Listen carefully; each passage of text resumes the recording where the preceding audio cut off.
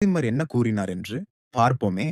உலகில் உள்ள என் பக்தனுக்கு சிறிய ஒரு பிரச்சனை என்றாலும் அவ்விடத்தில் அடுத்த நொடியே நான் அங்கு இருப்பேன். கவலை கொள்ளாதே. நான் எப்போதும் உன் கூடவே இருக்கிறேன். உன் கூடவே பயணிப்பேன். அரசாட்சியில் தர்மம் மீண்டும் நிலை கொள்ளுகிறது. கதையின் பொருள், அகந்தை எவ்வளவு பெரியதாக இருந்தாலும் அது அழிவதற்கே உருவானது. பக்தி, தர்மம், நம்பிக்கை எப்போதும் வெற்றி பெறும்.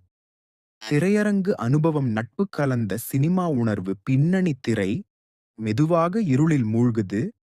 ப்ரொஜெக்டர் ஓசை, தியேட்டர்ல ஆடியன்ஸ் அமைதி.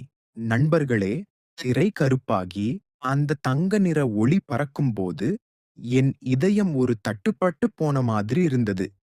மகாவதார் நரசிம்ஹா, அந்த அரைக்கார, அரை